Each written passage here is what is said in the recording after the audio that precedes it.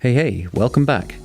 This is the first interview in my new format, where I interview storytellers, difference makers, and domain experts to tell their stories, but also to invite them to connect with each other and challenge them to take action on issues and problems they care about, the problems that need solving. Think about it as a live experiment as I work to build action engines for progress. Why? Because actions matter, and we have enough think tanks. You have 1,000 conversations with yourself every day, and that will affect who and what you attract into your life, what you are thinking about at any given point. It's like people and things are radio stations. And the more you think about something, the more you're tuning into that radio station. So, for the first of my Storyteller series of interviews, my guest is Jennifer Hutchins, award-winning Hollywood TV and film producer, and now Austin-based founder of All Entertainment Business, the fast-growing entertainment industry networking event series. In the first 45 minutes of the interview, we understand who Jennifer really is and what made her who she is. She recounts her journey and path to success in Hollywood and shares her wisdom on what works, dealing with fear and doubt, and the rollercoaster ride of a producer's life in LA. In the second 45 minutes, Jennifer discusses her vision for the All Entertainment Business networking event series, shares her wisdom on how to open doors and create opportunities applicable to any career at any stage in life, and how it resulted in her working with critically acclaimed writer, director Richard Linklater. And she also shares her 3 pieces of advice to anyone seeking a successful career in the industry. As we wrap up, Jennifer discusses some of the issues she cares about, and I challenge her to connect and collide with some of my other guests, the difference makers and the domain experts. And we agree to a follow-up discussion to explore the outcome. So, let's get started. Jennifer, welcome to the Impossible Network. Thank you for having me. It's excellent to be sitting here, having you on the other side of the mic. Normally I'm watching you on stage at the Austin Entertainment Business events. Yeah, this is fun being on the other side. Yeah, I feel like I can just lean back and you say it's fun. You go don't for the ride. You don't know if you're going to be saying that in 2 hours' time. Let's see how it goes. Anyway, well, let me start by introducing you in terms of what you do. So as this week's guest, you're probably only my second Austin-based guest, but you yourself were born in Michigan. You trained as a producer, as you call yourself, a multifaceted producer, working across TV and film in LA before becoming, I'd say, an entrepreneurial founder. Now, you may still be a producer, but you certainly fall into that characteristic and that criteria or that category of founder of what's called Austin Entertainment Business, or to people outside of Austin, the All Entertainment Business, which maybe you can come on and tell us about in terms of how you're servicing the entertainment industry by delivering this new amazing networking event series, which obviously started here in Austin, but has expanded across Zoom and across the world. So we will come on and talk about that. But before we really get started into actually the what you do and where you're going with it, it'd be great if you could start by telling me and just explaining who you are as a person. Well, who I am as a person, I am somebody that does not believe in limits. I believe in magic. I believe that anything is possible. I was raised in such a way where anything I wanted to do, it was just a matter of figuring out how to do it, at least in my small little world of Ohio, Michigan, Illinois. We traveled a lot. So I still keep that to this day, that if you put your mind to it, you can do anything. And that's who I am. Okay. If that is who you are, I do want to know what or who made you you. But maybe when you answer that, you could also delve into more about this believing in magic and where that came from. Okay. So who made me? I come from a mother who was a social worker. She's a retired social worker, and she was pounding the pavement in the streets of Detroit. And she was the one in charge of putting together or taking apart families when there has been an incident in the house. Mm-hmm. So she was in the foster care social work system. And we heard many stories of families being ripped apart by mental health problems and drugs. And then on the other side of my life was my father, who, when he graduated top of his class, was offered 5 top-level executive jobs and ended up becoming the CFO of Firestone headquarters and continued on to be a CFO for many Fortune 100 companies before he untimely passing on the weekend before my first day producing. Wow. Your mother being a social worker, she must have been in that sort of facet of social work, must have seen some unbelievably traumatizing situations, because I'm assuming it was a time post the heyday of Detroit when the car industry may have fallen somewhat into decline. Yeah, she was right in the middle of the timing where the Reagan administration decided to cut funding for mental health institutions. So her caseload at the time went from 5 manageable cases to nearly 50 cases. Wow. And she remembers the day when her boss brought this giant stack of papers and set it in front of her and said, "Here's your new caseload." And she was one of those social workers that risked her career to help a kid. If there was a kid in need and they were getting stuck in the system, she would sometimes bend some rules to make sure that that kid didn't fall back into a bad situation. Mm. So me and my sister, a younger sister, we were raised with that sort of thought of, things aren't black and white. Things are just human. And you make the best decision you can based on humans. I can understand that impacting your values. I can get a sense. I'm asking you about your father and how he impacted your values and principles. But having that worldview, that belief that anything is possible, believing in magic, how did that impact you? What was it that they did? And when was the first moment you had that realization of magic? It wasn't until my later years. I think the foundation was set as a child, and I'm still going to talk about my mother with this stuff. She was raised in a time period of, the 1960s where women could do one of 3 things. They could be a housewife, they could be a social worker, or they could be a nurse. And she felt very limited. So when she raised us, the sky was the limit. And we could conjure up. It was a yes, you can do this. Yes, you can do this. So growing up, I was in tap, jazz, ballet, piano, manners class, theater, you name it. And I started to realize that if I put my mind to something, that it could happen. Mm-hmm. And that was sort of magical, because when you're around a lot of people that just live in this world of limitations. And I truly did believe that one day I would be able to fly and do weird stuff. Ironically, watch what you believe, because if you fast forward, I ended up producing over 100 episodes of a magician named Chris Angel. And so here I was living in magic. It was written in the stars. You had to do it. Wow, that must have been fascinating and educational to actually see behind the curtains of a magician.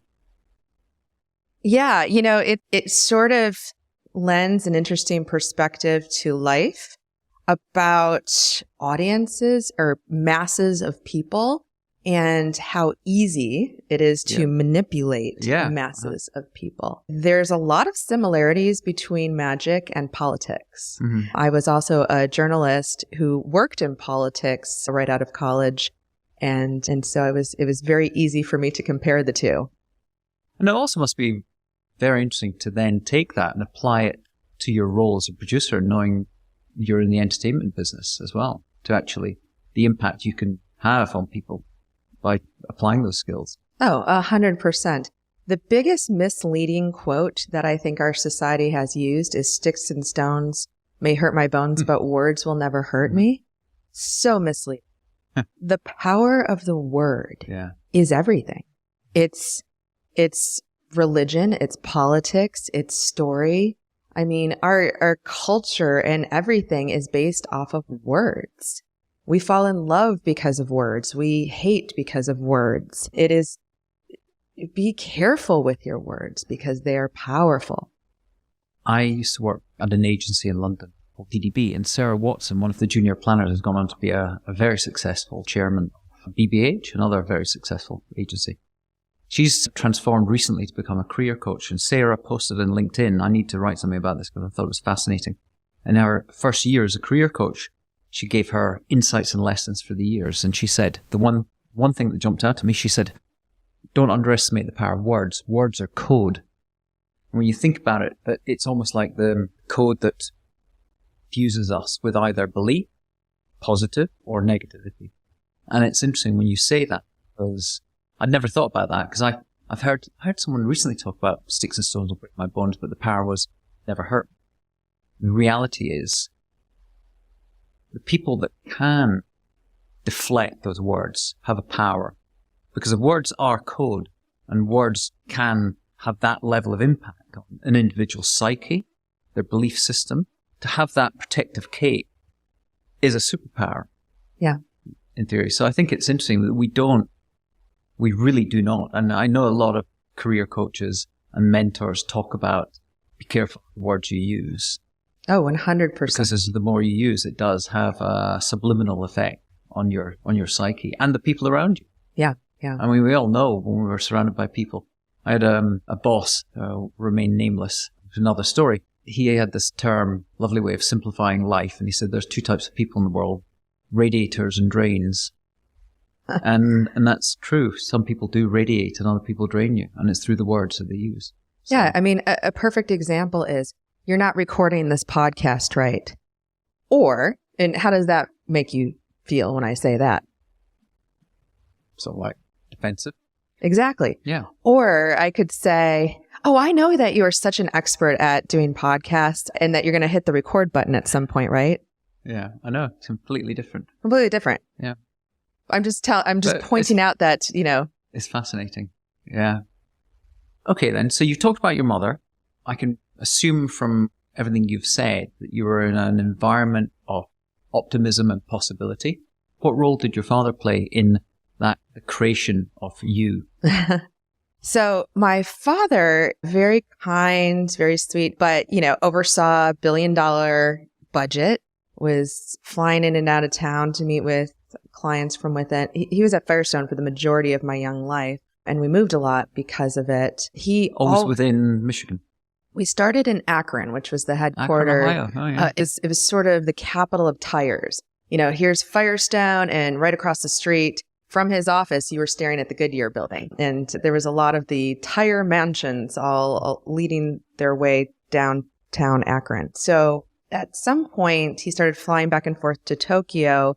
And eventually, Tokyo bought Firestone, renamed it Bridgestone, but kept it Firestone for the public, so the public would still believe it was an American-owned company. Mm-hmm. Moved everybody to Chicago, Illinois. So that was us as well. And 2 years later, they moved the company back to Akron, Ohio. So we moved back, and then they laid off all the top guys, including my father. And after that, we went to Michigan, and my parents got divorced. Not necessarily because of the layoffs, but there was a whole series of events that happened. Mm-hmm. But my father, his inspiration on me, he always talked to me like an adult, like a business. We were constant, he would tell me about his day, business, clients, the whole thing. I had a certain sensibility or ease of talking to adults. Mm-hmm. It was way easier for me than kids. And then he would have clients come over and I would play classical music on the piano for them. And, I sort of enjoyed this, getting to step into this adult world before I was supposed to be allowed to. How did that, when you say you're more comfortable with adult conversation, how did that impact you at school? Did you fit in? Absolutely not. At least in my own head. I had a lot of friends, but I always felt like people couldn't make decisions. So I would lead and guide them. I found out I was very influential over a lot of people simultaneously. So I would have big sleepover parties with 15 girls, and I would tell them what they were going to do the entire time from when they showed up till when they left. Sounds like you were a producer in waiting. Yeah, it just, I think my parents were a little indecisive when it came to the family life.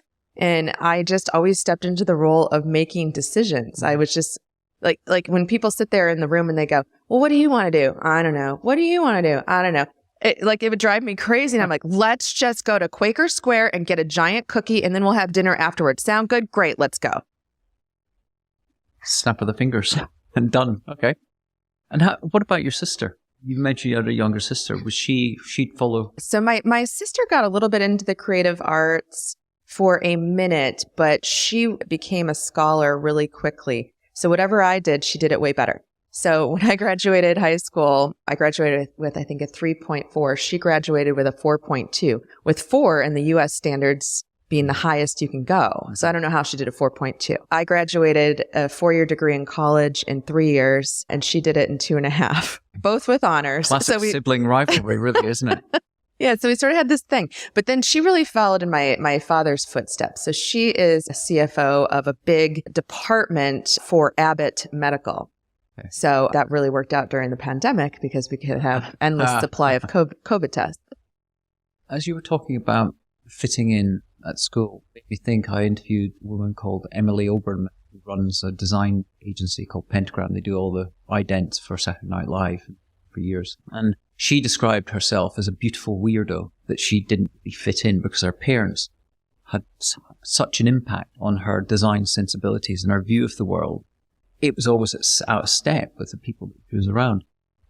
Between your mother and your father, which of the two of them do you think had the bigger impact on your worldview, way that maybe people perceived you as you were growing up? I don't know. It felt very split in the middle. I feel like I heavily didn't fit in because I could speak to adults way easier because of my dad's influence. So I guess that came with the bossiness. But I really had a sensitivity for people and what they were going through from my mother.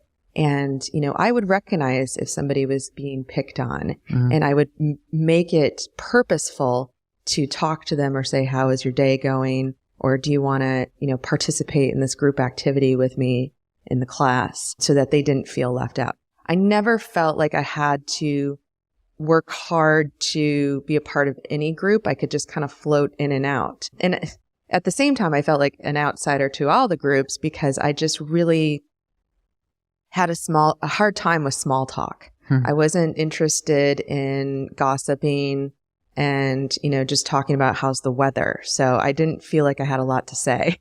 Wow.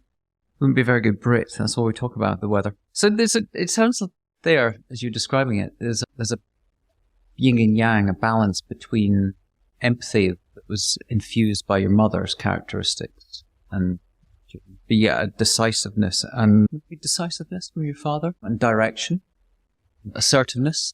So maybe assertion and empathy at the same time.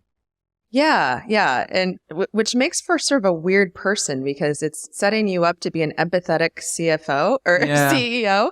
And it's like CEOs are supposed to not really be empathetic if they're going to be truly successful. I don't know. Maybe the world is changing, but that's really been a struggle for me, trying to oversee a lot of people while being empathetic to them, because there's a fine line of getting ran over by people with that. I'm about to start a Steve Jobs biography, put it in the show notes. Really, it's about 300 pages. It's supposed to be a really good insight into how he dealt with people. Obviously, a great listener, but also unbelievably decisive. But it could also read people. I think he probably, of any of the books I've read about leaders, is someone that probably does straddle both being empathetic, but unbelievably decisive and assertive in what he wants, but at the same time could understand the people that were working for him and to bring out the best in them. Yeah. So, the trick that I realized some years back is that people want to be told what to do. It's just how you tell them. But we all, because that's how we were raised, most of us, by adults. They told us what to do every piece of our life. And then all of a sudden there's some sort of transition where no one's telling you what to do. And it's very uncomfortable. So when you jump into a situation where somebody is telling you what to do, there is a certain comfortability if you're agreeing with it. It's also why, if we don't have that direction, mentors and coaches are essential. Yes. Yes. And it's interesting to me that so many people decide to just be their own island. There's not a lot of people that get mentors and coaches. I mean, I've interacted with over 25,000 people through AEB, and I would say maybe 3% have mentors and coaches. I think it's changing. I think we'll start to see it on more and more. I mean, I hired a guy this year to give me a sort of a mentoring stroke coaching direction for what I'm doing with the podcast now. how I'm changing this as a result of the 3 months I spent with him diving into what is called a brand fix, my own personal brand. And it's really interesting because it does force you to reflect and to go deep, and a deep period of introspection and question your own why. So yeah, definitely recommended for everyone. Okay, we've covered who you are and who and what made you who you are. Talk to us about what you're working to achieve and what impact you want to have. I mean, you've all clearly, we'll get on and talk about AAB, you've had a great impact in everything you've done, from your production work to the work you're doing now. But you've got some years ahead of you. And what are you working to achieve before you leave this mortal coil? Yeah, I think to get some perspective on where I am now, I should talk just for a minute about where I came from. So, you know, the vast majority of my teenage years were spent in, well, actually my whole life, you know, living in the Midwest. But, you know, the heavy memories are this very small little town outside of Ann Arbor, Michigan. There was a Ford plant there, and Victorian homes where people left their doors unlocked, and a lot of farmland. And it was such a small community that there was no buses or cabs that ran through. So growing up there, you sort of felt very isolated, and everybody knows everybody. And, you know, at times we were very bored, and, you know, we would go to the woods, and, you know, we would get in our cars and we would go lost into other small towns and meet weird, quirky people. And I had these big dreams of one day getting out, and a lot of us did. We would say, one day we're going to get out. But, you know, what did that mean? What did it look like? And at the time I thought, oh, I would love to be in the entertainment business. I would love to be an actress. They look like they just have so much fun. And that was all I knew. That was my only perspective. I didn't know what behind the scenes was. But there was such a disconnect of how do you do that? So then deciding what to do in college, it was like, I could major in acting, but that doesn't feel like, at the time, it didn't feel like a real career. Like I need to choose a real career. So for me, it was picking journalism because I thought, well, I like to write and I like to talk to people. So I'll have an angle of broadcast. And, you know, after doing that for about a year, I realized I didn't like the politics of it. I couldn't really tell a real story. You know, especially in America, news is not publicly funded. It's privately funded. So, you know, there's a sway. And sorry, guys, hate to break that. And, you know, and journalists aren't paid much, and the public doesn't like them much. And you get a lot of criticism, and you work a lot of weird hours. So fast forward, moving to Hollywood, I thought I knew stuff because I'd been a journalist for CBS for a year. I'd been aired on CNN, and, you know, very naive though, 22 years old. And I thought I knew everything, because that you do know everything when you're 22, quote unquote. So when I moved to Hollywood, there was such a disconnect still of trying to figure out what it is I wanted to do and how to do it. And I didn't realize at the time, but Hollywood is based off of people that are born into it, and their friends and their family and their cousins and the who you know. And I didn't know anybody.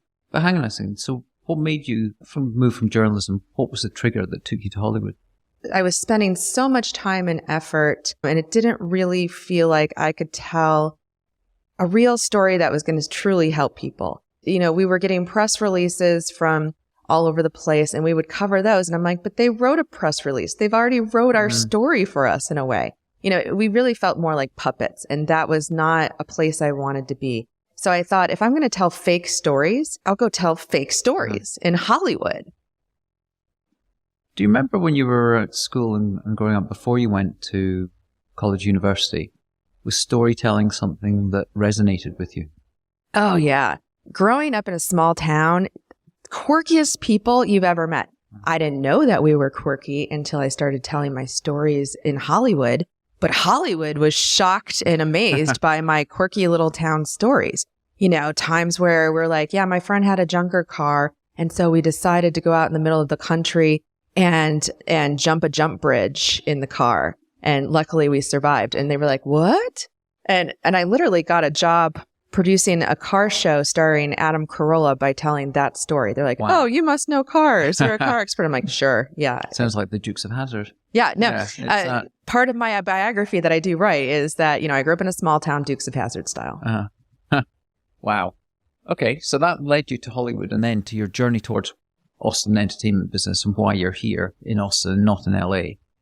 Yeah. So, you know, I feel like in a way, part of my journey was like, there's an easy path, like a very straight line. Like, let's visualize the Wizard of Oz, right? There's the Emerald City right in front of you, straight line. But instead of taking that path, I took the zigzaggy all the way through the woods that might want to kill you, all the way through the witch's castle, and got picked up by monkeys and dropped and fell asleep in poppies, and then finally made it to the Emerald City. So I was like, there's easier ways to do this. Like, I could have got to the Emerald City quicker. And I started sort of concocting these ideas in my head of, how can I help people not struggle as much as me? Because I was also seeing a lot of people like me that were coming from the Midwest or other places, and they would get their dreams crushed and they would move back home. It's really hard to just try to move out there and figure it out. And most people try to do that, and then they realize they don't know anybody. They don't have that magical key that opens the door. Mm-hmm. And so you start to get kind of pushed around. Luckily, and I tell this to people to this day, I emphasize it. This is like the basis of why I started AEB, Austin Entertainment Business, all entertainment business, is give first, don't ask. Because people come out, they try to do something with themselves in their career. I mean, regardless of the entertainment business, just with anything. Mm-hmm. And they have their hand out and they're trying to get someone just to give. But it's like, it's so magical when you give first and you show people how much of an asset you can be for them. It really makes things quicker and faster. When I looked back at the 10 years of success that I had in Hollywood, I was out there for 17 or 16 years, but I started reflecting about 10 years in. And I go, okay, what worked and what didn't? And every time something worked, it was when I gave, when I chilled. I didn't overthink it. I just said, hey, you look busy. What do you need? How can I help you? Do you think it was that realization, that moment? What was it what led you to take that step back and reflect and come to that realization? Because if you're on a treadmill of success and you want to get the reputation in a place like Hollywood, I'm assuming that it's self-fulfilling unless you sort of take a misstep. You're building relationships, you're getting a reputation, you're trusted. So isn't there a point at which you could become lackadaisical and just go, yeah, I'm fine? But what made you suddenly reflect and make such a conscious decision and look inside? I didn't realize what success was until I got to Austin, really. It was, really? Oh. Yeah. How did it feel then? If you're in Hollywood and you're doing these award-winning shows, series, that presumably must have felt like you'd hit the top of the world. I would get something and it would be super exciting, and you go on this really big high with it.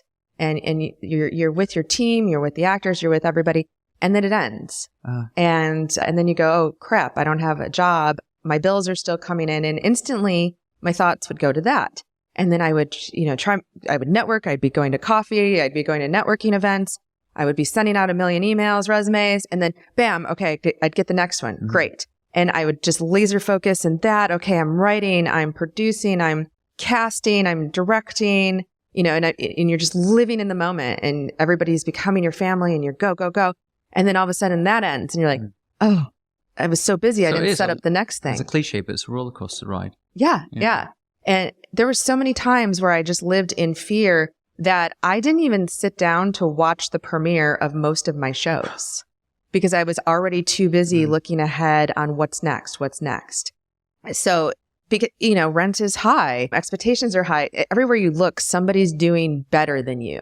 And it's really easy to sort of get sucked into, like, I'm not there yet. I need to be better. I don't know the right people, or I'm not at the studio. Like, there's always a bigger thing.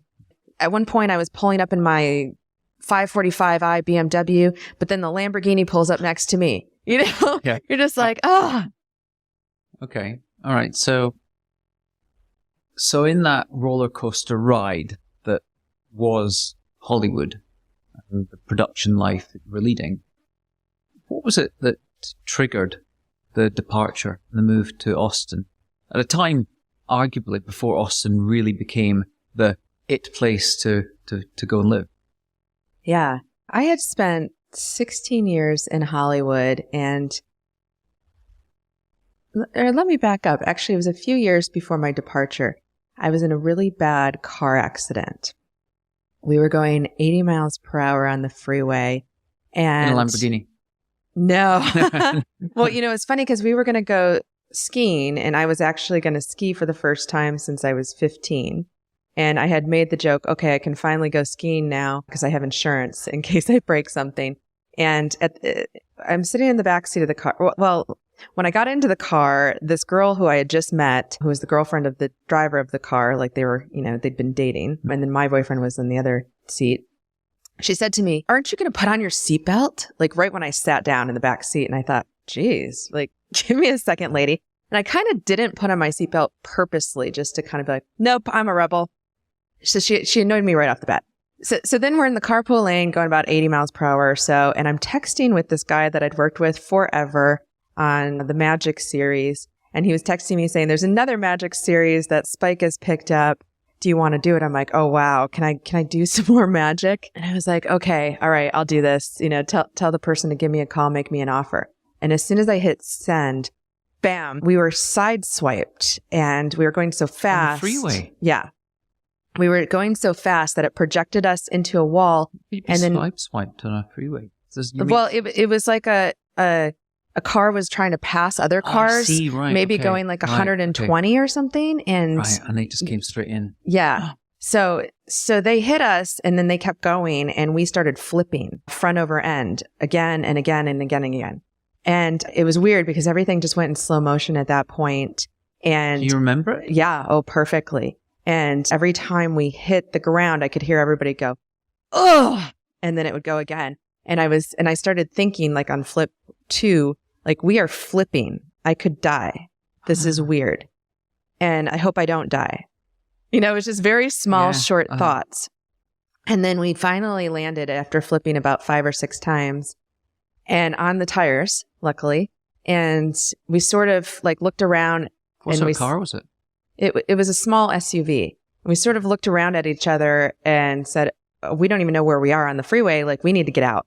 All the windows were broken and we sort of ninja dove out of the windows. I'm not sure how we even did it. And there were still cars passing. We were still in the carpool lane, but all the traffic had stopped and that car that hit us just kept going.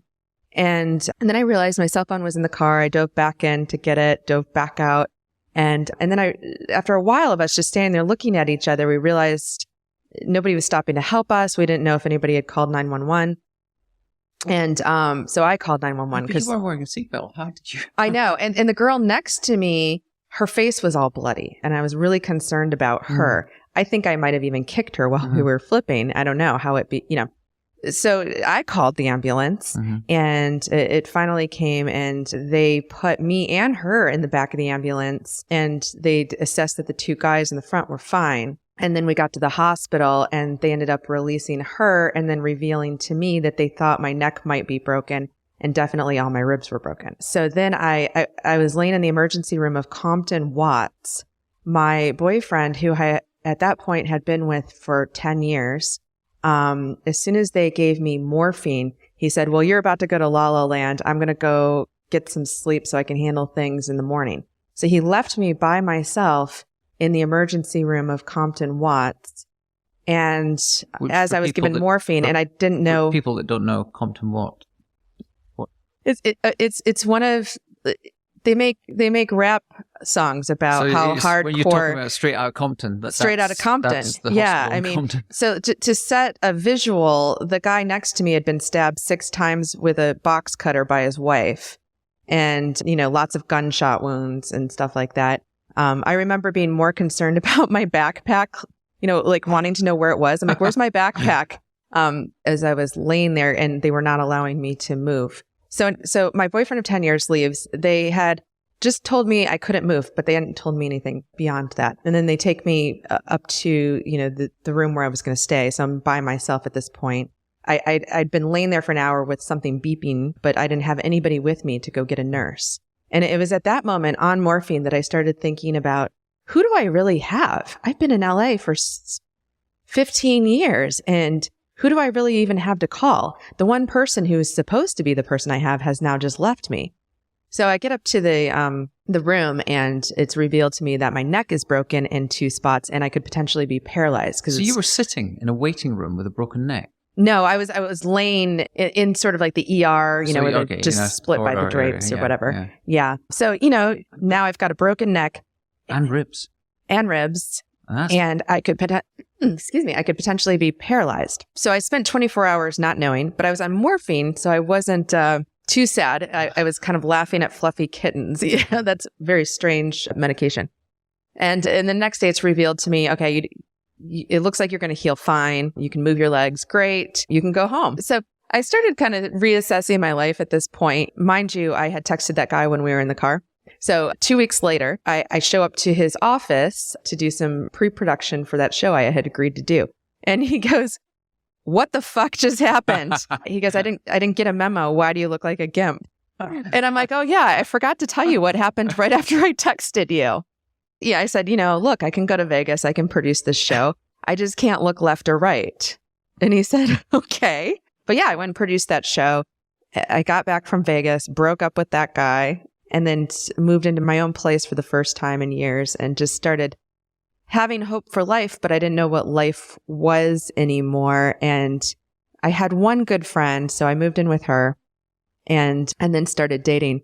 But 6 months into dating, I found myself pregnant. And so that really changed perspective. That was sort of the breaking point for me. From the guy you were with, or? No, new guy. Oh, new guy, right. Okay, then.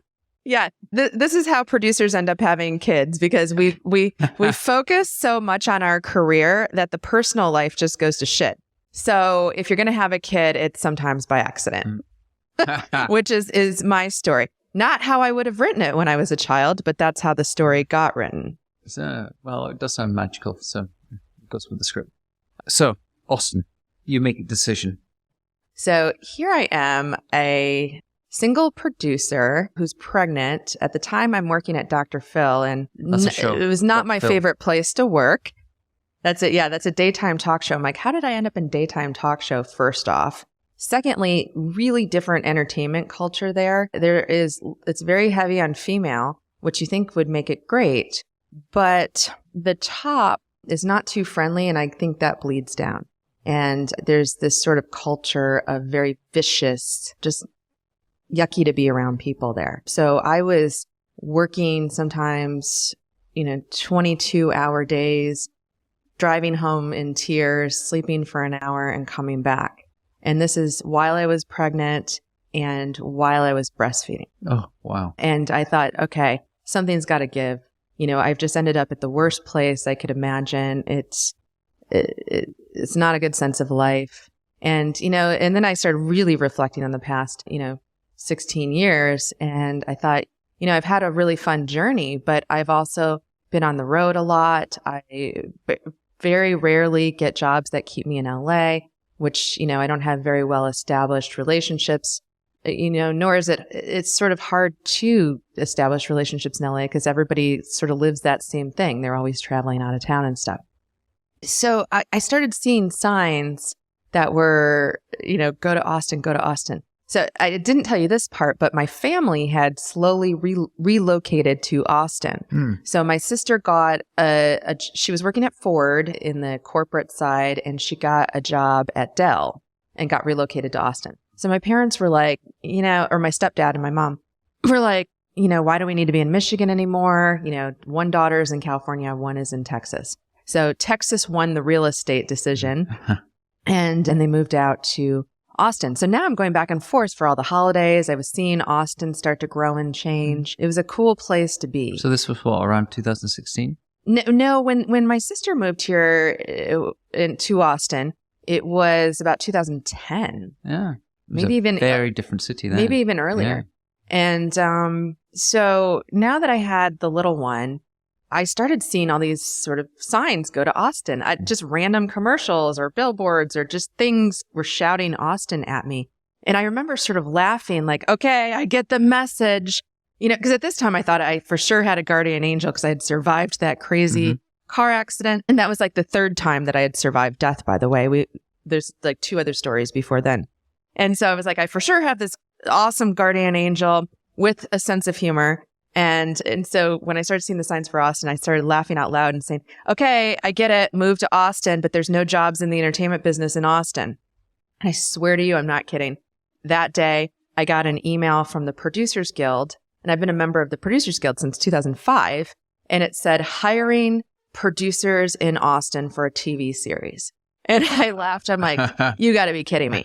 So I said, okay, I'll apply and see what happens. And I got a phone call, I think that day, saying, when can you start?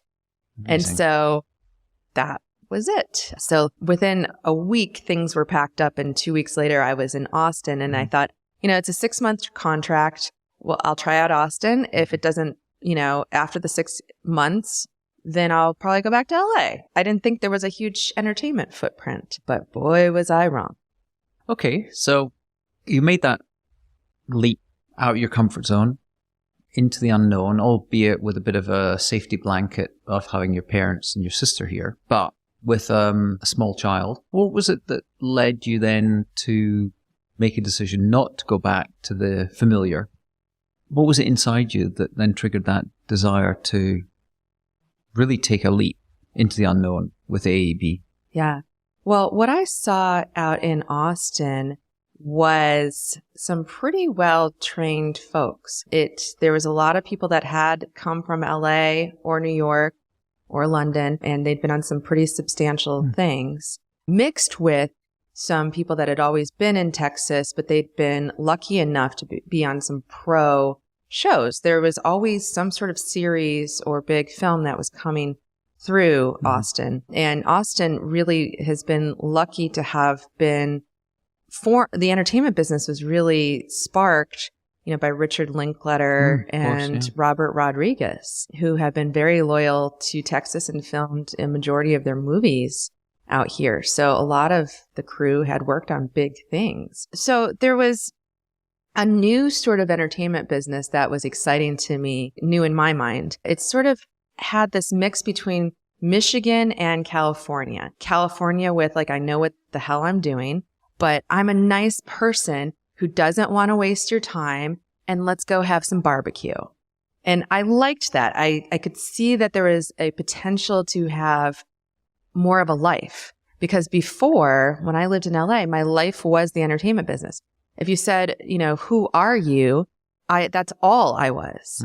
I didn't have anything else to answer. I didn't have culture, religion, hobbies, family. I had none of it. All I had was that. And I think that's part of why I lived in such fear. So for the first time ever, I could see the potential to have a well-rounded life while living my dreams. Okay.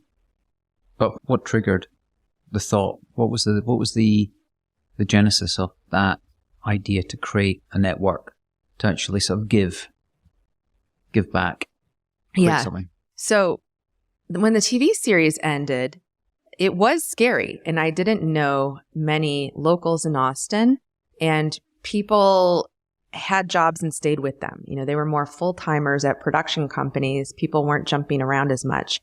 And there were sort of these bubbles, and it was like, how do you get into the bubbles? So I started going to networking groups.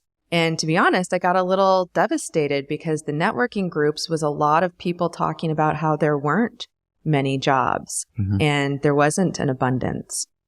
And, I would probably have to go back to LA. And I was falling in love with Austin so much. I thought, no, I don't want to. And I don't like what they're saying. And I was reminded of words and how powerful words are. And the thing I hated about networking in LA, people said the same thing in LA. They would talk about depletion of things, not enough. And it's like, here we are living in LA. There's abundance. But why are we using these words to make us think that that there's not an abundance and something's coming around the corner? Something always came around the corner for me in LA. And it took me years to realize, stop worrying, Jen. Something always comes. So I thought, I need to change these words. And I was on meetup.com and, looking at the various entertainment networking groups. And there was one that I was a member of, and it said, the organizer of this group is stepping down. And it gives you the option if you want to step up and take it over. And I thought, well, that's interesting. And I looked and they had 300 followers. And I said, bam, it's already got a little audience. So I took it over and I rebranded it. I changed the name. I changed everything basically.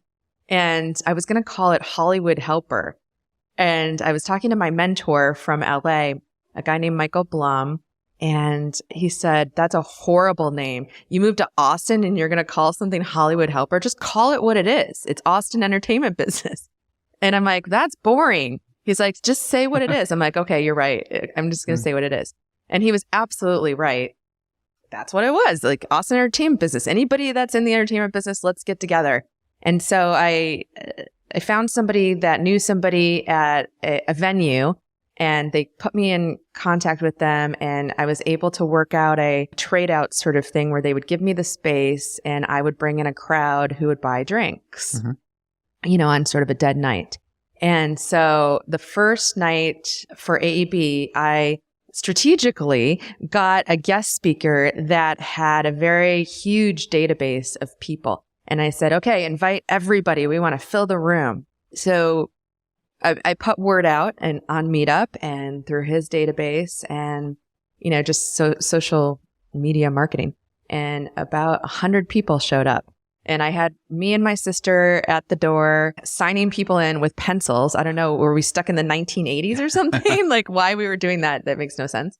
But we signed people in and got everybody in. And I was walking up on stage and I thought, I haven't even thought about what the format's going to be or anything or what I'm even going to say. All I thought was I'll wing it. And so I picked up the microphone and the thought of, words again entered my head. And I said, welcome to Austin Entertainment Business. Business here is thriving. There are so many opportunities and you all are going to find them here. And let me tell you, everyone shifted. Their eyes brightened up. They got excited. And then I opened up the microphone for people to introduce themselves to each other. That was an important aspect. So you had that thought on the night? Yeah. It was like an icebreaker, because I always thought, I want to know who's in the room. I always end up talking to like the actor, which I love actors, but it's like, I need a job and that person's not going to give it to me, and I know a lot of people think that same way. So you kind of want to know who's in the room and who you can sort of target, or who you might want to know in the future too. Like I do want to know actors in the future, but I'm not casting right this second. So opening up the mic really allowed for a lot of people to break the ice and make introductions to each other. And when I started talking on the mic myself, my rant just turned into, you know what? I'm going to be honest and I'm just going to tell everybody all the mistakes that I've made, but the things that worked out too. And turns out they dug it. And I was really nervous. And sometimes I would have to jump up and down to get the nerves out, or turn around like, what's his face from The Doors, where sometimes he talked or sang backwards. Jim Morrison. Yeah. Sometimes I turned around backwards and talked for a second till I could get enough nerve to turn back around. I mean, it was really scary, but man, that first night after throwing the event. Who was your guest? A guy named Dan Eggleston. He's sort of a legend among the actors in town. And he connects a lot of actors. And just sort of really old school in Austin. Yeah. So he got up to kind of just set the precedence of, what's the vibe in Austin? He'd been on every movie set for 20 years. Interesting dude. I think he's up to like having read 10,000 books at this point in time. Wow. What a fascinating character he must be. Yeah, absolutely. So yeah, he was my first guest speaker. So that was the genesis of it.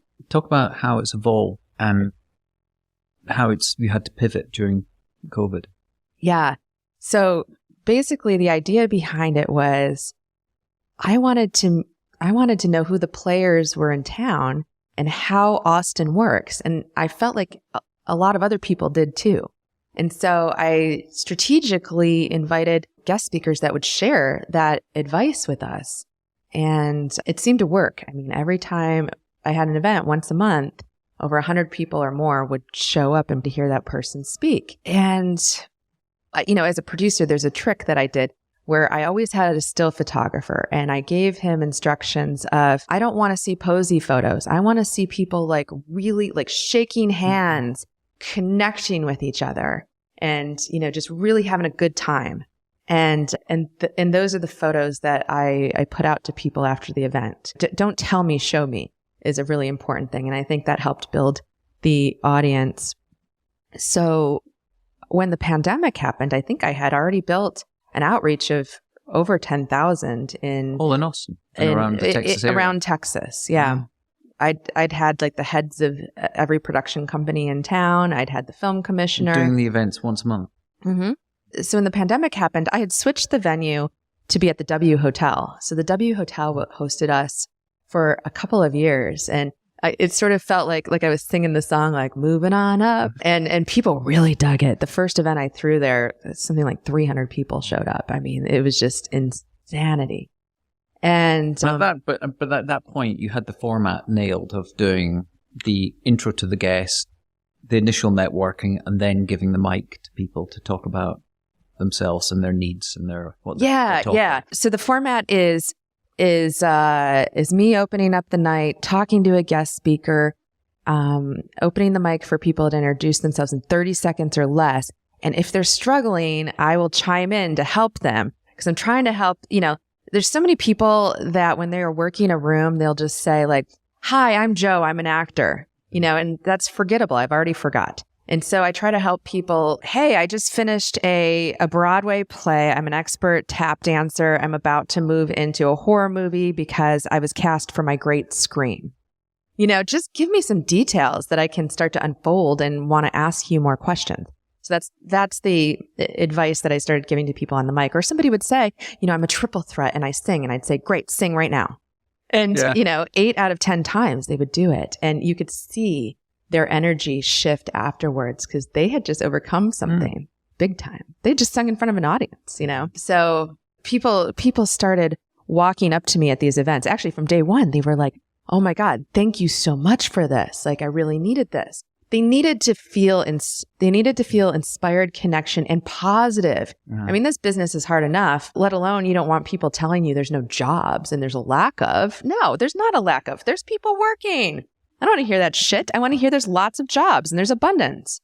It is interesting because I've seen you do exactly as you're describing.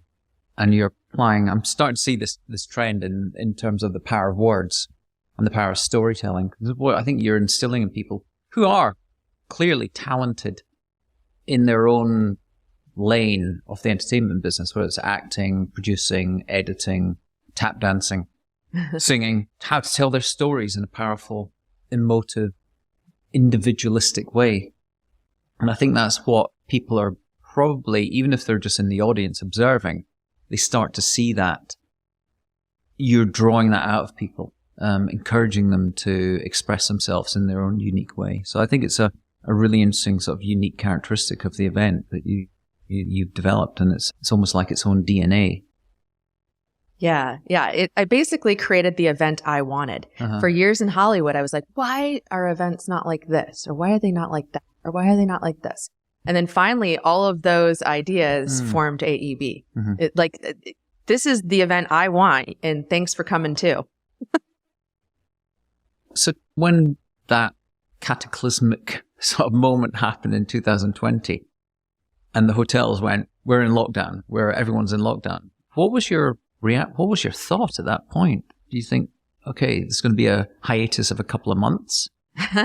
So when I was on stage at the W Hotel, they had a projector screen that would project behind me on the wall, and I would put these little, logos and whatever for AEB or, topical things. And I started envisioning, wouldn't it be cool to have all these people that were watching us and we were watching them? Like they could chime in anywhere from the world from Skype. And I was like, how would I connect Skype to the projector? And I started thinking about the audio and everything. So when the pandemic happened, I was producing a TV series. Richard Linklater was the director. And by the way, it was my goal when I first moved to town to work with him. And I even FedExed him a letter, never got a response. I wonder how many people do that. And here's the magic that AEB has created for me. Somebody that I didn't even know referred me to some producers I didn't know, and they gave me a call and said, you've been referred for this project, and it's about animal rescue and blah, blah, blah. And so we spoke a few times, and I was getting very excited about it. Up until then, I had been a creative producer for TV series. After the third phone call, they revealed to me it's a logistical producer, a line producer. And then they also revealed that Richard Linklater was the director. And I was like, and I'm thinking in my head, I'm not a line producer. But I was like, oh yeah, okay, I can absolutely do that. I'm like, did Richard Linklater just fall into my lap? And so as soon as I hung up the phone call, I called 6 line producers that I had on speed dial that I'd worked with in the past and said, I just got hired to line produce a 10 episode series. I have never done that. Can you like be on speed dial and answer any questions I might have? And they're like, sure. And so just an aside for people who don't know the difference between a creative producer and a logistics producer. Yeah. So creative produce, and this is a non-fiction docu-series. So it doesn't typically, scripted series, it also works differently, but particularly in non-fiction docu-series, the creative producer is usually the writer. We come up with the concepts for the episodes and we go back and forth with the network until they are greenlit. And then we oversee the aspects of the shoot and we interview people in the field. We direct, we cast, we even do locations and miscellaneous things. And so that was sort of my sweet wheelhouse for many years. And line producer is somebody that creates, oversees the budget and oversees all the numbers and the hiring and the legalese and answering to the network and cost reporting and working with the accountants. So this, I knew little pieces of that because I had done a couple movies where I did that, but not like, doing a whole series. So it was pretty freaky, but my dream had just fallen in my lap in a different way than predicted. And I was not going to let that opportunity pass. And the reason I'm telling this story is I was doing that series we had just finished filming when lockdown was going to happen. And there was another director on this named Bill Gutentag. He'd won 2 Oscars in documentaries. And here was the other thing. This is why I believe in magic. I had optioned a documentary myself at the time. And I had, me and the little team that I'd concocted, we said, this is really like Oscar worthy, this material. It was found footage, sort of secret recordings captured over a decade that start to reveal a mystery that unravels a rising rock star's family life. And I thought, oh God, this is like, the footage is so good, it could potentially win an Oscar. And here, all of a sudden, here I am working with an Oscar-winning director in documentaries. Which is Richard. No, well, Richard also, but then Bill. Bill, right. Bill in documentaries and Richard in scripted. So I actually brought this project to Bill and said, what do you think? And he said, I'm in. So here Bill had signed on to the project, my documentary, and then I'm doing this series with Richard, and then the pandemic happens. And AEB is, off to the races also and building this huge audience. But I was not devastated. Here's the weird thing about it. When they said, everyone's got to stay home, lock down, I thought, okay, for the first time ever, the whole world is about to feel what it's like to be a freelancer. This uncertainty. And I was like, but I don't get forced to stay home ever. I was excited to stay home. I was like, you're going to force me to stay home? Sweet. Because my daughter was 4 at the time. And I thought, oh my gosh, I get to stay, have some quality time with her and I can work remotely and I'm not going to be shoved into a production trailer with 15 other producers simultaneously trying to make phone calls. I mean, mind you, I'm not trying to say that it wasn't a horrible time for people also, but I always look at the bright side. It's I'm telling y'all the bright side right now for me here. So while we're on lockdown, that Skype vision came back to my head. But you know what? Skype. Now packaged as Zoom. Skype. If you are listening, where the hell were you? Because Zoom stepped in and, I was like, okay, you know what? We're going to do a Zoom. And I invited everybody to Zoom. And at the time I thought, if I invite people in LA and New York to Austin entertainment business, they're not going to go. They're going to be like, what is this? I don't live in Austin. So I loved the AEB logo. Yeah. And so I was like, AAA. So I just added the name All Entertainment Business. So it would make sense to everybody else. Mind you, I didn't know what was going to happen years later, that Austin would become a mecca of entertainment business. And it actually makes sense now. So I added the name All and I invited everybody, and over 300 people ended up on a Zoom. It was wild, just flipping through pages of people. And I actually started to get extremely nervous about how many people were on this damn Zoom. But this sort of vision had come to fruition in a different way again. Okay. So where we are right now, we've gone back yes, you still do it on Zoom. You still produce. You've got this incredible platform that's got now global awareness, and you've got something that's very Austin-centric. What's your vision? Where do you want to take it? What's the impact you want to have going forward? Right. Because you did skip, and I'm going to go back to it, a question I asked you about what impact you want to leave in the years you have left. Mm-hmm. And I suspect it has to be something to do with this amazing sort of growing network of impact that you've built. Yes. The impact that I want to leave is that your dream can come to fruition. You need to stay positive, focused, and determine what it is that you want. And know that it might not show up the way that you expect that it will.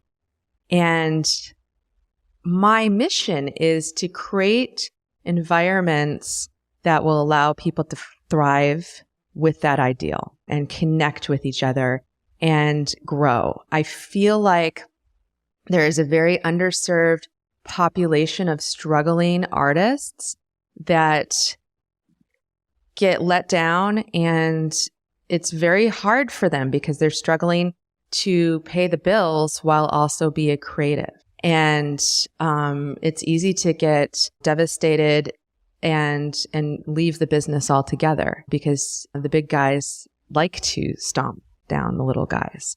So my mission is to help the little guys cut through the shit.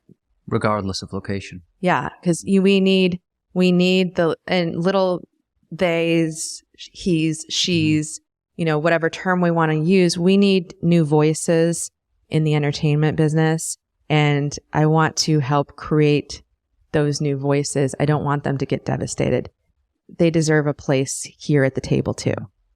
I mean, I love attending your events. It's because you're hearing the authentic stories of people showing their talents, their passions, their vulnerabilities in front of an audience, and then connecting with each other. Zoom is wonderful. Skype, Teams, whatever you want to call it. But it doesn't replicate the true human connection that exists in these physical events, these physical meetups. How do you scale that across the world to deliver your mission? Because I think human connection will remain pivotal to people achieving their dreams, as you say, and building environments where positivity can thrive and people can grow. There's a real rinse and repeat to this. So the idea behind it is telling real stories that are relatable. So many times I would see guest speakers and they're talking so high above me, I can't even connect to what they're saying.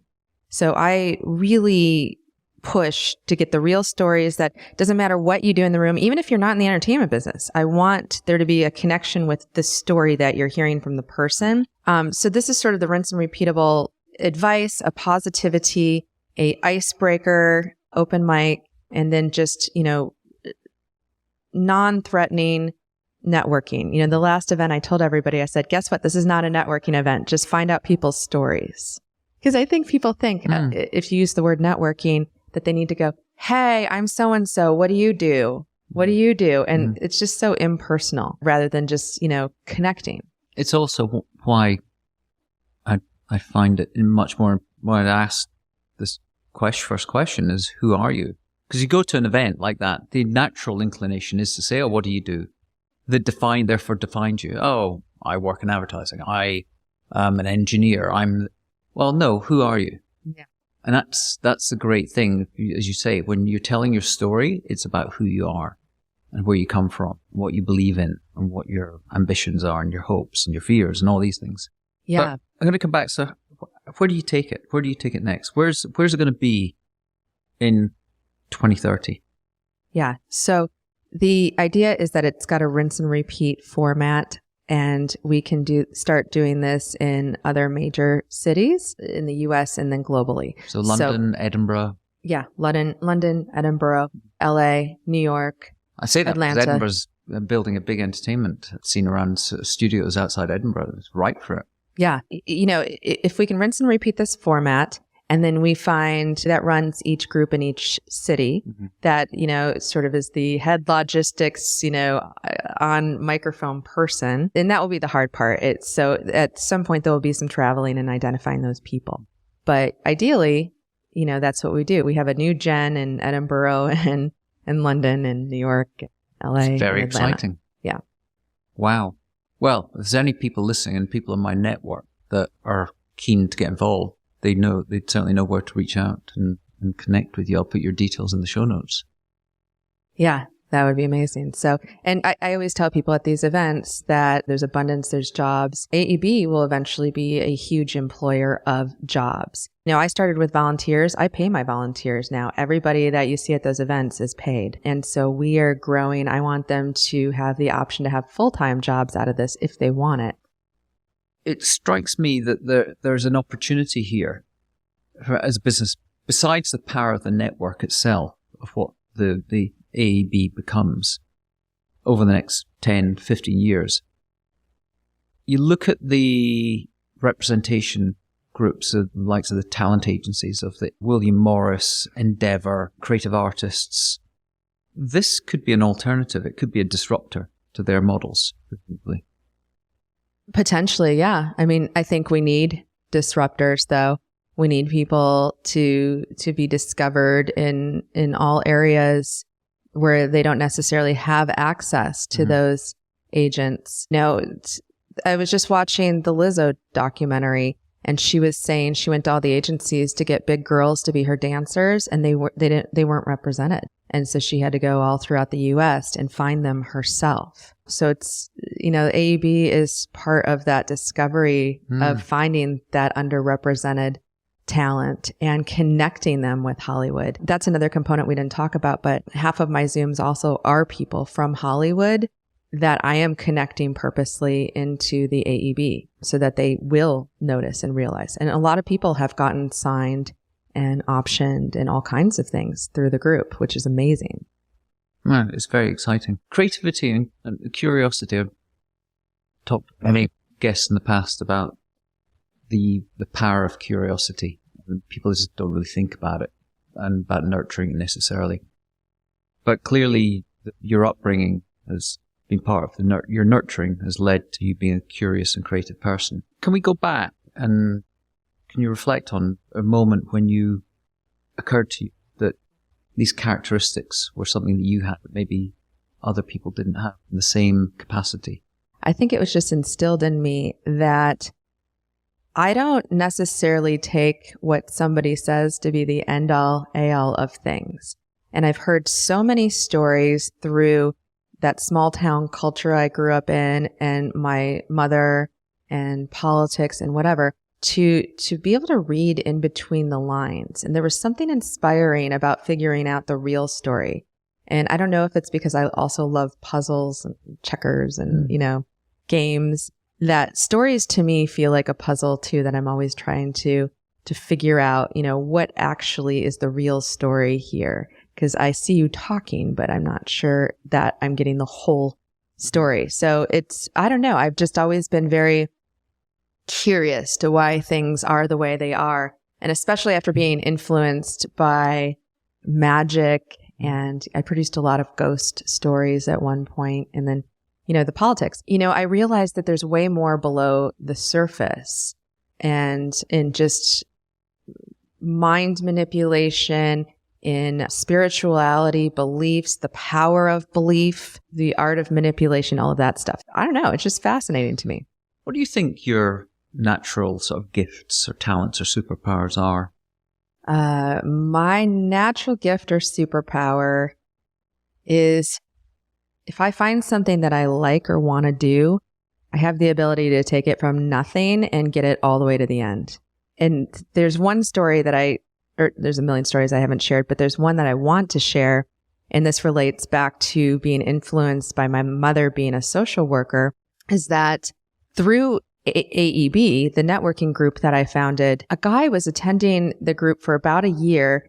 And when he revealed to me, he was sitting on over a decade of home video footage of his wife being undiagnosed with bipolar.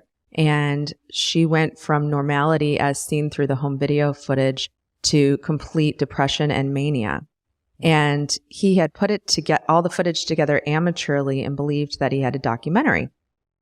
And I watched it and said, yeah, you do. I have never seen such intense, raw, emotional footage in my life. Shocking. And take down everything that exists anywhere. And I'm going to help you put this together in the right way.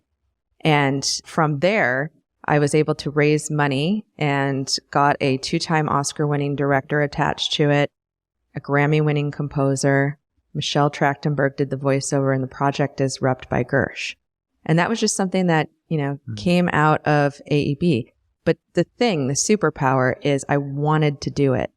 I was influenced by the lack of mental health help in this world. People are just thrown out on the streets. That was the solution when they cut funding for state mental institutions, was to throw people out on the streets, literally. That's why we have such a homeless problem in America.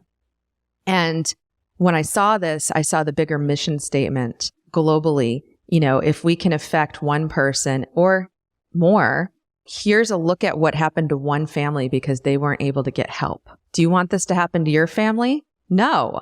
Let's do something, guys. We put so much money into other things. Mental health is everything. You can overcome cancer with mental health. I can't believe we're so barbaric in our thoughts. So anyways, that feels like a superpower. That was literally a project that, wasn't going to go anywhere. And now it's like, bam, here we go. What do people compliment you for? Never stopping. I don't accept the word no if I don't want to. If somebody is saying no, there's a reason. So I want to know what the reason is. And if it's and then it might be a no right now, but it's not a no forever. So they notice that. They notice that when I say I'm going to do something, I do it, even if I've got to climb up a mountain and shimmy down the side. You've had a life, and it's also a natural byproduct of being freelance, regardless of what industry. You have to live with ambiguity and uncertainty as to where the next paycheck's coming from. And dealing with that takes a certain spirit, particularly when you're sort of a creative individual as well. You've got to be confident. You've got to believe in yourself. As you said, the power of belief is so central to the way you think, the use of your words, the inner voice. How do you deal with the fragility and the doubt that is always there? There are always those moments, and whether it be in the middle of the night or those early waking hours when you don't know what's coming around the corner. But you know it's going to come, but there's still the little voice in there. How do you deal with that? For many years, I dealt with uncertainty, with fear, and drinking, to be honest with you. In LA, everybody just goes out for cocktails and, drinks way more than they should, because I think all of us are fearful and we just don't want to think about it. You want to just numb yourself. And so when I came out to Austin and started having more of a well-rounded life, I had to find dealing with fear in health and working out and spirituality. And so... You don't think people here drink as much as in LA? I don't know. I feel like people drink a lot, but it's more like a slow burn of just having a beer, some barbecue. In LA, it's pounding cocktails till 2 a.m. and then going to the after hours. And then, going into the Hollywood Hills and then, I started to go inward and start to notice when I'm not feeling good. I can catch myself when I'm very tempted to stay on the couch all day. I mean, I just did it the other day, but I needed to rest. I'd worked 45 days in a row, but can't let myself do that more than a day or two. I have to force myself off the couch and go, do a big workout, get the good endorphins going and go, okay, I'm back. But it's hard. I got to find my little tricks that, as soon as you're going down, that will take you back up. What comes across is an immense resourcefulness and well of persistence and perseverance that probably was instilled in you by your parents. But I assume also from probably observation of people around you you've worked with in the past. What do you actually value in other people that you encounter? What are they important? characteristic?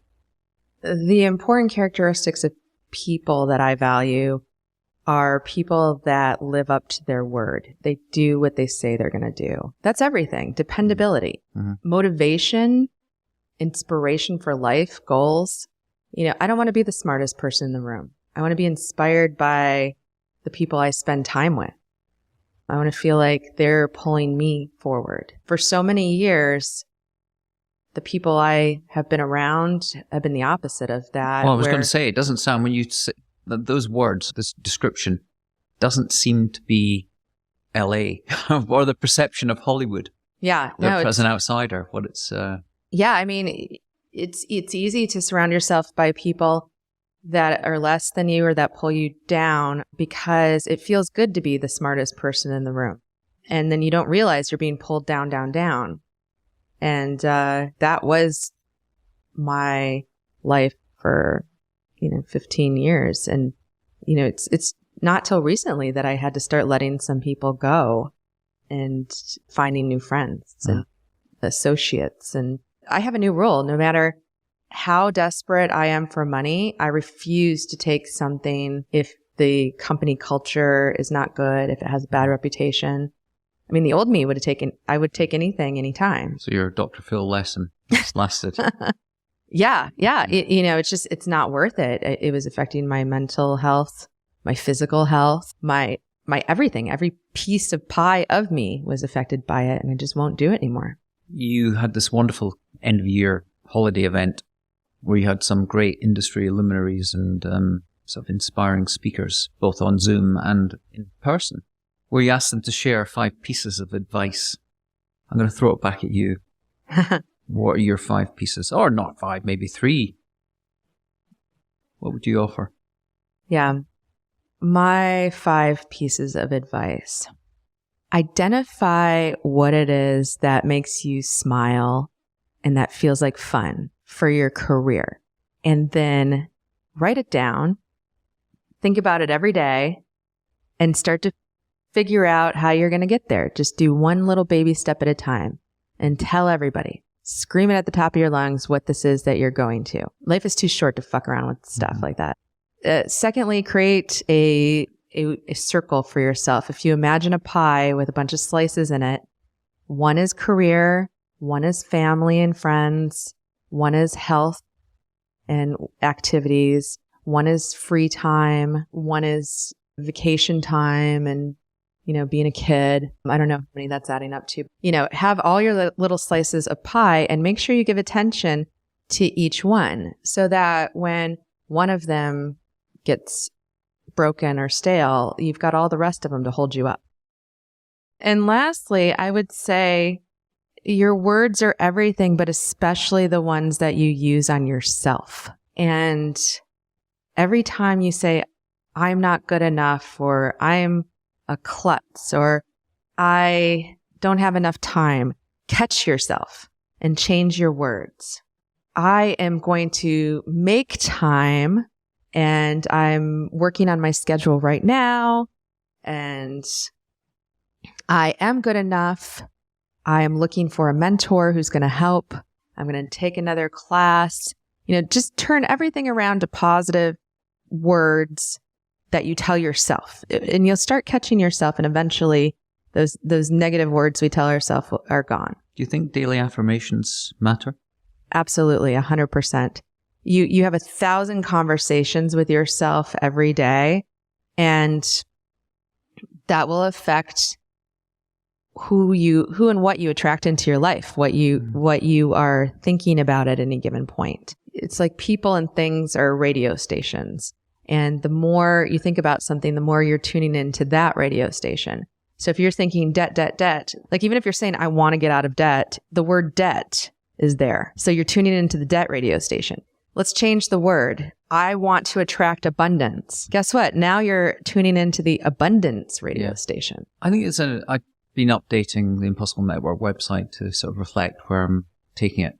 And I think I talk about the alchemy of possibility. If we distill a lot of what you're saying and bring it into components, that this is all code, a human code for living and thinking you clearly said thoughts are things, words matter. There's belief, the belief in yourself, belief that what's around the corner is happening. There's desire, where you want to be. There's expectation that's going to happen. But then there's also the actions you have to take, which are the manifestations of the desires and the belief. What comes first? Is it belief or desire? I think the desire comes first, the idea. And then you need to believe the idea, whatever it may be.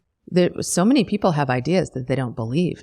Oh, I want a big mansion on the lake. Or believe it, but they don't take the actions to bring it to life, into manifest it. Yeah. Because you must see this all the time in your industry. I've done a startup and I've had so many conversations with people saying, oh, I had that idea. Yeah, but you never did anything with it. Exactly. Ideas are a dime a dozen. Mm-hmm. You have to take action. And there's so many people that say, I want to be a superstar. And then I say, are you taking an acting class? Do you have an acting mentor? Can you memorize a monologue? What are your top 3 characters? How do you brand yourself? And most people don't have an answer to any of that, but they want to be a superstar. Not even just like a B-list actor. They want to be Tom Hanks. Tom Hanks studied his ass off. He took action. I'm not saying you have to study your ass off. I'm saying take action. Go perform at kid parties. Do you see your observation? You've got a network, a growing network of people in Austin, across virtually across the world. Multi-generational, and in my observation, that's a really interesting thing from attending your events. There's every generation that attend your events. Do you see any patterns in relation to what you're discussing, the way people think, the words they use? Or do you think it's universal? It depends on the individual. I think people in general do not use great words with themselves. There's a lot of fear and doubt. And ask anybody, what are your goals for the new year? One of the top 5 answers will be to get out of debt. That tells me you're already using the wrong words. Yeah. So I think a lot of I'm inspired by the people that come to the group because it means you're trying to change, you're trying to do something. But you also have to take the advice. If you're taking time out of your day to do something, like you also have to take the advice, whether it's a mentor or a networking group or a guest speaker or whatever, like really stand in those shoes.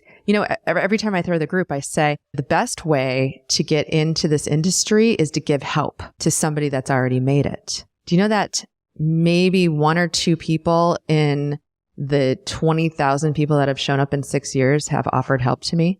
And every volunteer that comes through to help me with the group before I start paying them, I'm not paying them like a full-time salary right now, but at least a little bit of money helps. Every single person that I work with on AEB, I have gotten production jobs.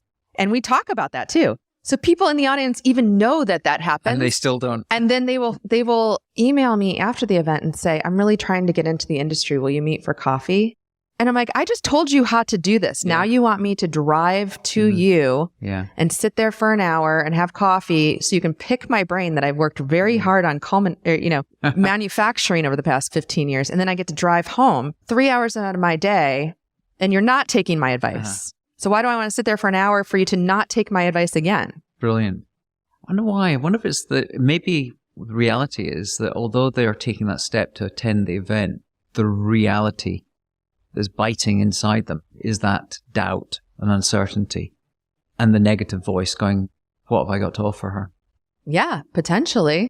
It is scary to reach out to somebody. I've done it and, you're sort of putting yourself out there to the person. But my mentor that got me into film, she did a telecall when telecalls were popular and everybody would hop on the phone call. And she was giving advice about, she wrote the first book about indie film producing. Her name's Suzanne Lyons. And so she was giving this fantastic advice. And I was in, nonfiction docuseries at the time. But I really realized I wanted to be in film. And so I followed up with her afterwards and said, hey, I'm a producer, but I want to be in film. I don't necessarily want to start at the bottom, so I don't know how to cross over. Can I offer some free help to you and I can start learning, what you know better. And, I can organize files, emails, like whatever you need. but I just want to be around you and absorb your knowledge. And she goes, holy shit, nobody ever offers that. Yes, yes, yes. And so, yeah, I mean, I came and did administrative tasks for a little while. But then she said, hey, I want to get these directors on board with my movies. She gave me a list, it was like Ron Howard and people like that. I'm like, what? And so I literally called Ron Howard's office on her behalf to get him attached to a script. And we just formed, this great working relationship. We're still friends to this day. She hired me on 2 movies. So then I was a movie producer. But, I gave first. I tell people this story every freaking time and nobody does it. I was going to say that, maybe you need to have people at the events that can inspire people around, coaches, mentors. But you had Barbara Doust. Barbara Doust, yeah. Barbara Doust is great talk. Maybe it's just, it takes repetition. You'd say it every time, but just maybe there's so much ingrained in people in their upbringing, in their environment, in their culture that creates that weight of doubt. To overcome it doesn't happen with just one comment, one encouragement. After all, you wouldn't want 300 people turning up at your door going, hey, can I help? Or maybe you would. No, I wouldn't. It actually takes a lot of work and time to train somebody to help you. Yeah. So it's got to be the right match. But yeah, Barbara Doust, the thing I love about her, and I hired her to be a success coach for me. And she was great. I mean, life-changing. And she gets you into thinking about the paradigms. And the paradigms are your old habits. Mm-hmm. There's something that's been installed in us since survival days. If you find a way to survive, then your body goes, okay, here's how I survive. And it creates a habit. This is what we do every time. And this is how we survive. And so now we're in a culture where we're not being, most of us aren't being potentially attacked by a bear every day, but we still have these paradigms, these old habits that form to protect ourselves. When we try to do a change or start something new, the paradigms show up, the old habits say, no, scary, fear here, don't do this, we could die. And, mentally, but we could die. And I think that is what's happening with most people that, show up to a networking event or AEB, is they are fighting their paradigm. They're trying to overcome this old habit that's saying, no, don't talk to people. People are scary. What if they reject you? What if? I know. It's so true.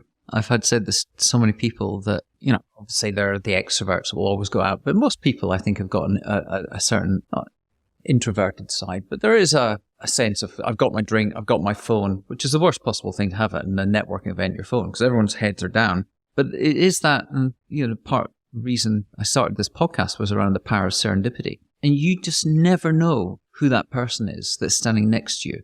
And just one comment could open up a whole new path in your life because you just don't know. So why would you take the decision not to smile, not to say hi? Because of the risk of rejection or the opportunity of some incredible new direction in your life. And I think that's the thing that is good.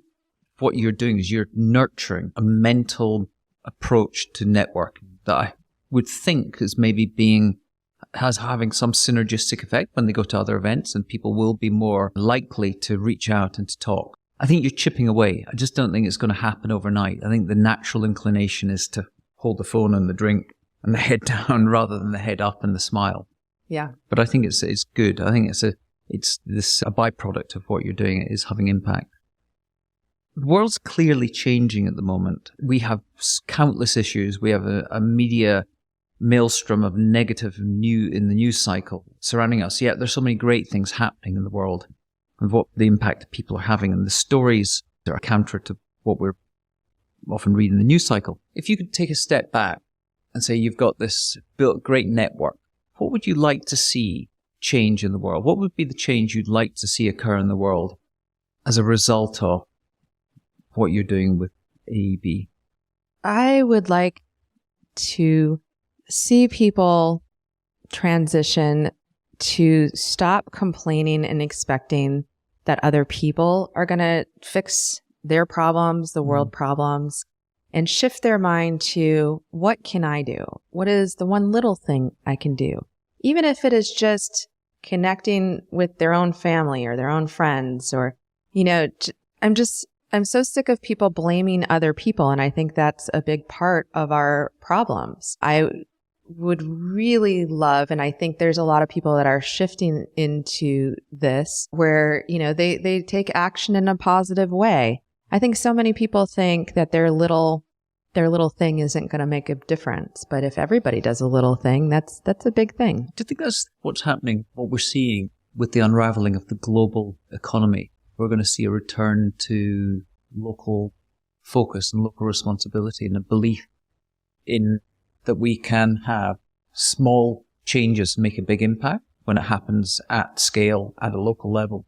I think we could become very localized because we're still globally connected. That's not going to go away. Yeah. But yeah, there's a huge shift that's happening with people being able to work remotely, and that they, are now moving to smaller cities or country, and they are connecting and enjoying with the locals more. They're finding more free time. They're not wasting all this time on the commute and the water cooler. So that is exciting because people are starting to care what their environment and the people look like. So they're not spending all their time in a corporate office. It'll be interesting to see what happens, because we're seeing this sort of global inflation and prices rising and jobs not getting any more pay. And something's going to implode at some point. So what do you think as you're at the heart of one of the most creative industries, if not the most, obviously, there's creative industries on the planet. Yeah. Just in the last few months, although I've been talking about AI for years, we've seen an acceleration of the impact, or maybe the manifestation of what AI can actually mean for creative people, often referred to in white collar and creative industries, with things like GPT-3 in creation of text and stories, and also with imagery, with Stable Diffusion and DALL-E. In these technologies are probably going to end up in video as well. What's your sense of how do we prepare as an industry of creative people as we face this onslaught or the opportunity that will actually emerge with the infusion of artificial intelligence into our creative toolkit? Yeah. AI is a tricky conversation because it's already happening in the creative industries where every studio and agency is using some form of AI to analyze scripts. And there are algorithms that will determine what actors could potentially do well with sales, what genres, what writers, what producers. And this is exciting for identifying a project and taking your heart out of it and knowing, like, okay, this, the AI is saying that audiences will react because they have, and what's going on globally and economically and whatever, like the AI is saying this is a winner or a loser. But the thing that's scary about it is the AI is not going to realize something that's a new idea or a new actor. Never recognized Reservoir Dogs. Yeah. So, it's sort of flowing with the masses. And, we know historically that's never necessarily a good thing. And then, we've also got problems with social media. And, when you're perusing Google, for example, the AI is identifying your key search word, and it will start showing you more of what you like. So if you're always looking for things about dogs, you're going to start seeing ads about dogs, articles about dogs. If you're, a Republican and you're looking up Republican things, you're going to start seeing more articles that tell you, what a good thing it is that you are Republican and Democrats are horrible people. And, it will start telling you what you want to hear. And in the reverse, if you're a Democrat. So that can get very scary because it starts to take away your free will. You're not just searching on your own free will, getting the option to see a diversity of articles. Just on that, I've been using a browser. I've been trying to walk away and dial back my use of Google technologies for the last year or so. And I've been using a wonderful search engine and browser called Neva, which was actually been built by one of the ex-head of engineering at Google Search. And they recently launched in their news part of their browser a thing called Bias Buster. So if you're searching for something that's news related, let's just say it could be Texas gun laws, for example, and it'll pull up all the news articles, and you've got a little slider, and you can go blue or red, and it'll take you, depending on how far you go, you can sort of move and see what the news articles are that are more left, more right, and it's really interesting to sort of go down that route to be able to confront, let's say, your natural bias. I talked about serendipity, and belief that conversations, encounters, experiences open up new pathways and new opportunities. What serendipitous impact would you hope this podcast interview will have? I hope that somebody listening will be so inspired that they want to come in as a financial partner to help grow AEB so that we can hire the full-time global team to take this group where it really needs to go. Wow. That sounds like a 2023 outcome. So you've grown an amazing community. And as I grow the Impossible Network community going forward, what would your ask be to the community? Maybe the same thing as a serendipitous outcome. But that ask might take some time to be answered. But what would you like that ask? What do you want the ask to be? For me personally or them? Your ask for you personally. Oh, for me personally. But let's do both. Let's do both. That's good. Okay. My ask for me personally would be to follow me, Jennifer Hutchins, on social media and support any of the projects I'm putting out there, where we're trying to help shine a light on bipolar, mental illness. We're trying to create communities of people that support each other in the creative arts. There's a community that I have brewing to support single moms. I work with foster kids. Like I'm going tonight to work with foster kids.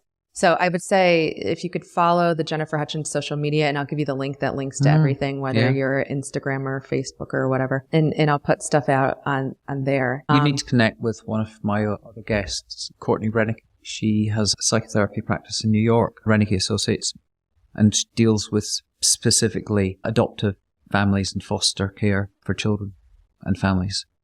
Oh, that's fantastic. So, It's a big cause issue in Texas, which has one of the worst foster care systems. And the group that I'm a part of, it's called Hopefully So, and Hopefully So creates experiences for foster kids just to connect and keep showing up for these kids. So whether it's just doing some arts and crafts with them, like tonight we're going to go, pack some, what do you call it? Stockings. Yeah. Yes. Tonight we're going to go pack some stockings and make some Christmas ornaments. But, it's just continuously connecting with the kid. I'm into dance, so we often will come teach them dance. So it's a great organization. But my hope for the community as a whole is, whether you're a mentor or a mentee, find the other person. Find one and then keep adding. So if you are somebody that knows something, find somebody to help. If you are somebody that wants to know more, find someone that can help you. And it's great. They'll become your friend and your lifelong accountability partner. That's a good ask. I took a hiatus in the podcast from June, July this year because I wasn't sure where I was taking it. One of the first podcasts I ever did, I went to Boston to interview Dr. Merritt Moore, who is this amazing combination, maybe polymath you might say, but also combined ballet dancer, international ballet dancer and quantum physicist and trained astronaut, age 33. Incredible person. And when I went up to interview her, I went to the MIT museum afterwards and I was sort of browsing around there and was looking at this amazing glass exhibit. And I read in the glass exhibit this piece and explanation. It said that the Department of Glass Technology, what we do is we engineer random collisions between artists, engineers, and scientists, because that's where true innovation comes from. Oh, I love that idea of random collisions. And it sort of sat back in my mind for 4 years now.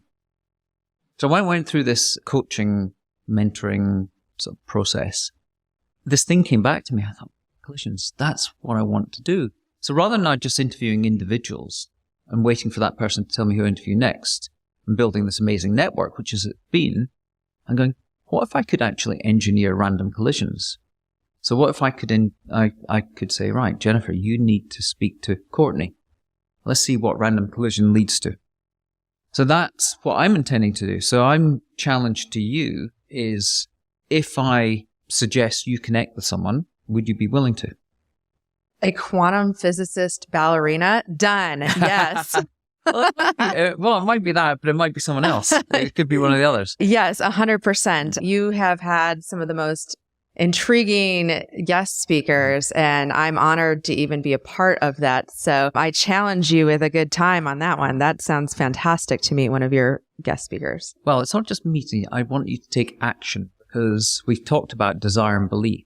And I think the collision of different mindsets and different skill sets and experiences, where there might be some coalescing around shared problems that people perceive in the world, is where new ideas will emerge and new opportunities and new networks. So I think it's, it's great you've got the Austin entertainment business, because I think as more people come to it, it will have a transformative effect. I'm excited about when, let's say, parallel networks, passionate people, when they come together, what happens? So that's what I want to engineer. So let's see what happens when you meet or speak to Merritt Moore. Hopefully we'll get her into Austin. My final question, I'll continue to do this through this next iteration of the podcast. I still will ask my final question, which is, who do I interview next? Oh, gosh. I would say you need to interview Barbara Doust and Suzanne Lyon. Okay. They're such big influences on my positivity of the entertainment business.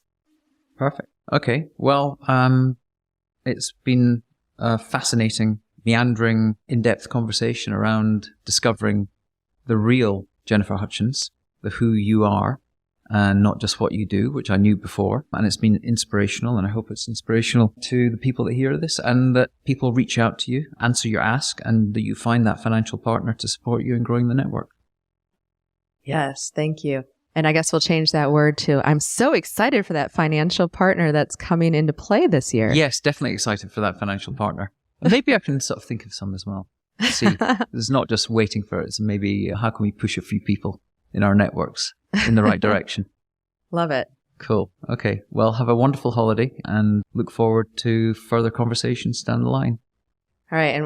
And there's probably an update that needs to happen after I meet the introduction that you're going to set up. Oh, yes, definitely. We'll definitely be following up. In fact, that's what I'm going to have to do down the line, because as I'm interviewing, I'm putting it into two buckets. For the moment, I'm calling them the curious and the creative and the difference makers. But reality is probably you're making a difference as well. These combinations, these random collisions, there's got to have to be a follow-up afterwards to see what happens, what the outcome is. So yeah, it'll be happening down the line, 2023. Can't wait. All right, Jennifer, thanks very much. Thank you for having me. Okay, that's all for now, folks. Now here's my ask of you. Please follow this podcast on Apple or Spotify or whatever player you use. Also, please subscribe to our new Random Collisions newsletter. We really are working to build a global community of action takers, action engines of people that really care about the problems that need solving. Thank you very much, and see you next time.